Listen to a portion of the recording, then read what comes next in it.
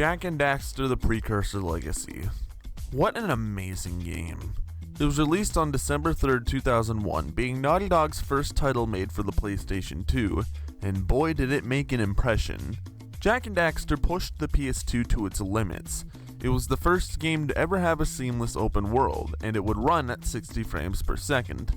Jak and Daxter sold tremendously well, with there being many sequels and spin-offs made within the following years. But while Jak and Daxter is an amazing game, it definitely took a lot of work and effort to make it as amazing as it is, as there was a lot of things that went on behind the scenes of development. So in today's video, we're going to be talking about the beta of Jak and Daxter: The Precursor Legacy. Now before I talk about this, I should state that I'm not going to be doing chapter transitions in this particular video.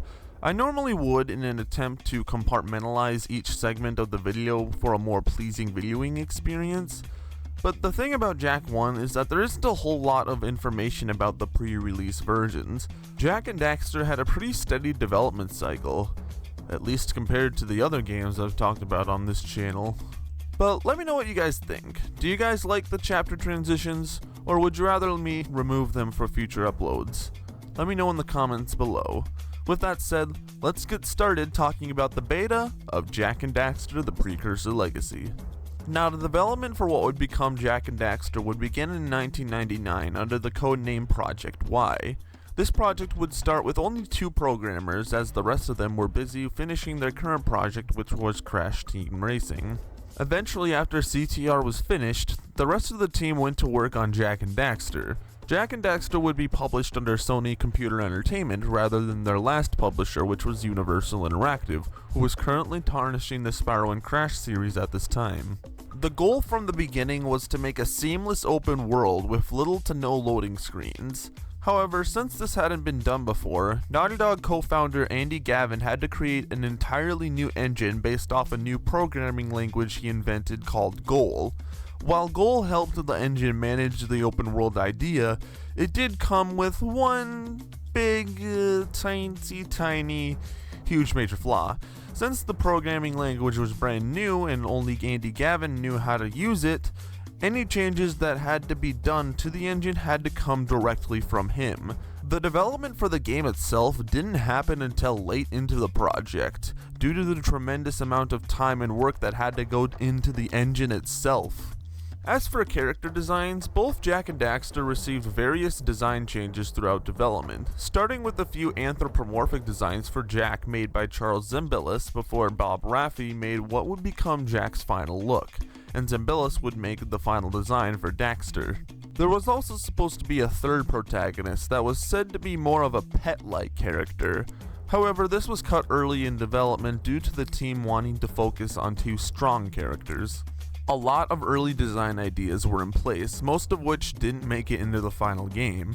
For example, in this video titled The Making of Jak and Daxter, released to promote the PS3 remasters, you can see some early design ideas they were coming up with, such as early ideas for levels as well as an early moveset for Jak, although not much is known about this as it's heavily obscured. The only new move we see is that Jak was originally going to have a crouch spin. On May 17th, 2001, Jak and Daxter was revealed to the public at E3, having this really cool looking booth that makes me wish that I was actually at the event. However, that was 4 months before I had left the womb, so that was never going to happen. Regardless of my sorrow, it's still really cool to see.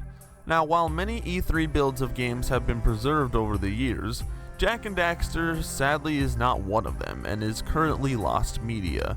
Regardless, we can still see some differences here that weren't there in the final game. One of the most notable differences is the incomplete facial animations for characters, giving it a very creepy vibe, but one that's suitable for an early build like this one. We have a different font for some of the text, with way different lighting. Jak's voice is different and seems to be more akin to his Japanese voice.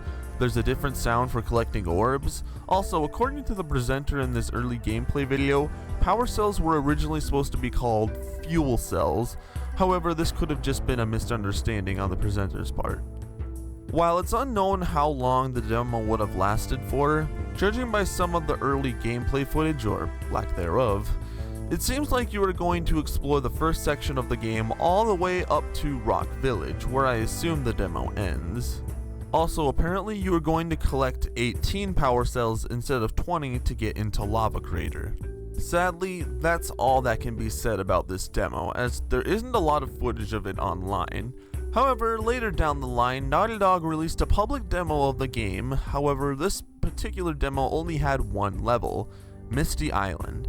While it is fairly similar to the final game, there are still some remnants of the E3 build still present. The facial animations for characters are still incomplete, the sound effects are different or aren't there at all, and yeah, aside from that, this is actually pretty similar to the final game. There was also another preview build that was dated 3 months before the final game. If I were to go through all the differences this particular build contains, this video would be longer than necessary. However, if you do want to see what this build contains in terms of differences, Luminar Light has uploaded several videos talking about it. If you want to go check it out, you can click the link in the description. And while that's all in terms of pre-release builds, there is some miscellaneous cut content that's worth mentioning. For one, there was actually going to be an extra cutscene with Gal and Maya that would play after visiting Misty Island for the first time. However, it was cut due to unknown reasons. Those two could prove to be trouble. Don't worry, dear brother.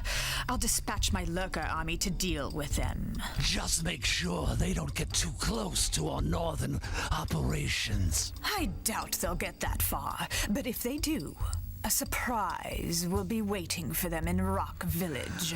So, you're going to let Claw out of his cage? I think it's worth a risk. Indeed. Really? There was also going to be an extra level in the game called Yosemite, which I'm pretty sure I pronounced wrong, but like Jimmy Crack Corn, I do not care. It was found in the files of the September build. The level is 3 months older than the final version. The song Unsnowy Mountain was originally made for this level, so it must have made it pretty far in development. There isn't much to say about this level as it's very buggy and incomplete. But that's the beta of Jak and Daxter: The Precursor Legacy. There wasn't as much cut content to cover in this video like there was in the last videos, as Jak 1 had a pretty smooth development cycle. A damn difficult development cycle, but a smooth one nonetheless. Judging by some of the early concepts seen in the design bible as well as other places, it kinda sucks to know that this game didn't get to be as big as the developers intended it to be. Regardless of such, the final game we are left with is still an amazing game. Whether you're playing the amazing fan-made PC port or the god-awful PS Vita port, for me, Jak 1 is the definitive PS2 title, in my opinion at least. So with all that said, I'm the Loweton17. Thanks for watching.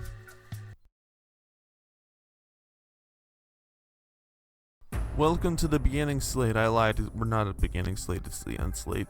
Thank you all for watching the video. If you want to check out my other stuff, you can click right there, and if you want to show me some support, you can click right there and join out my channel members. Thank you all for watching, and I'll see you next time.